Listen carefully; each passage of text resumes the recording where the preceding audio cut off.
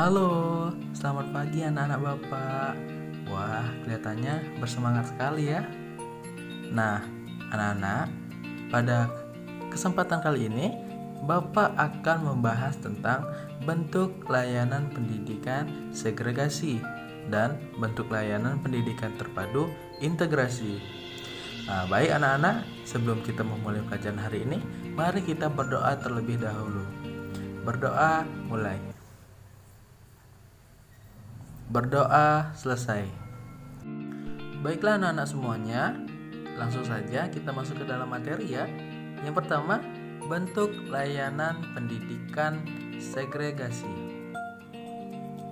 Sistem pendidikan segregasi merupakan sistem pendidikan yang paling tua.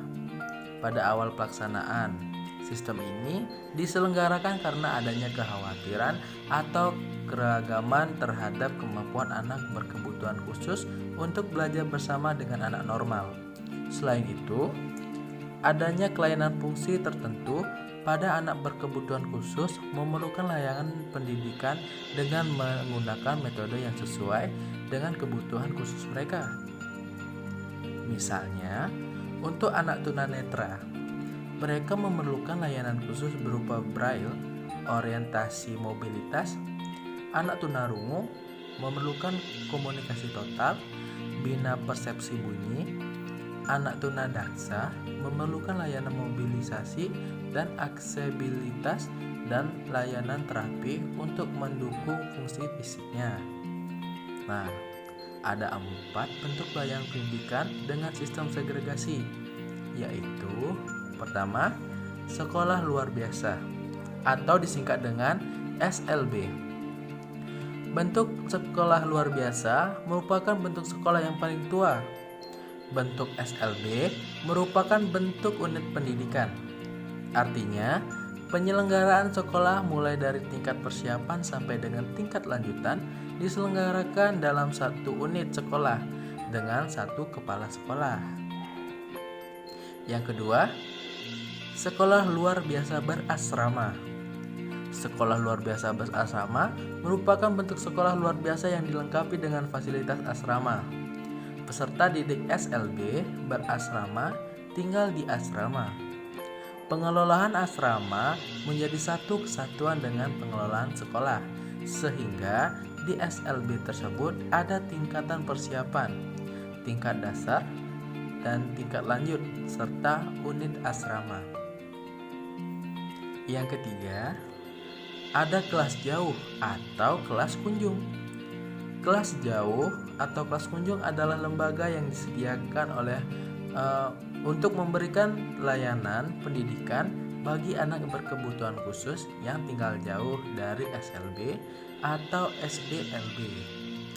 Penyelenggaraan kelas jauh atau kelas kunjungan merupakan kebijakan pemerintah dalam rangka menuntaskan wajib belajar serta pemerataan kesempatan belajar. Yang keempat, ada sekolah dasar luar biasa atau disingkat dengan SDLB. Dalam rangka menuntaskan kesempatan belajar bagi anak berkebutuhan khusus, pemerintah mulai Pelita II menyelenggarakan sekolah dasar luar biasa SDLB. Di SDLB merupakan unit sekolah yang terdiri dari berbagai kelainan yang dididik dalam satu atap. Dalam SDLB terdapat anak tunanetra, tunarungu, tunagrahita, dan tunadaksa.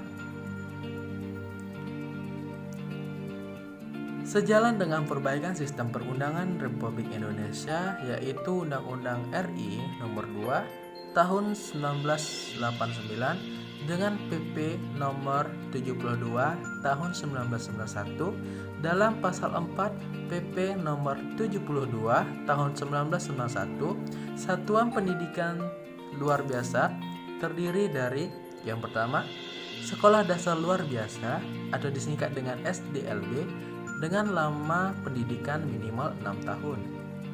Yang kedua, sekolah lanjutan tingkat pertama luar biasa atau disingkat dengan SLTPLB, pendidikan minimal 3 tahun. Yang ketiga, sekolah menengah luar biasa SMA LB, minimal sekolah 3 tahun. Selain itu, pasal 6 PP nomor 72 tahun 1991 juga dimungkinkan penyelenggaraan taman kanak-kanak luar biasa atau disingkat dengan TKLB dengan lama pendidikan 1-3 tahun. Materi yang kedua, bentuk layanan pendidikan terpadu atau integrasi. Bentuk layanan pendidikan terpadu atau integrasi adalah sistem pendidikan yang memberikan kesempatan kepada anak berkebutuhan khusus untuk belajar bersama-sama dengan anak normal.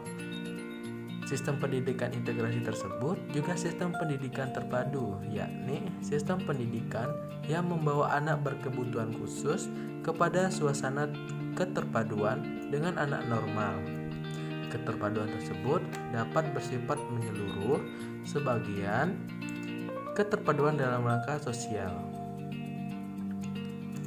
Pada sistem keterpaduan, secara penuh dan sebagian, jumlah anak berkebutuhan khusus dalam satu kelas maksimal 10% dari jumlah siswa keseluruhan. Selain itu, dalam satu kelas hanya satu jenis kelainan. Hal itu untuk menjaga beban guru kelas tidak terlalu berat dibanding jika guru harus melayani berbagai macam kelainan. Ada 3 bentuk keterpaduan dalam layanan pendidik bagi anak berkebutuhan khusus menurut Depdiknas 1986. Ketiga bentuk tersebut adalah yang pertama, bentuk kelas biasa.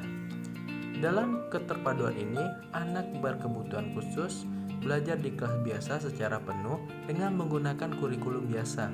Oleh karena itu, sangat diharapkan adanya pelayanan dan bantuan guru kelas atau guru bidang studi semaksimal mungkin dengan memperhatikan petunjuk-petunjuk khusus dalam melaksanakan kegiatan belajar mengajar di kelas biasa.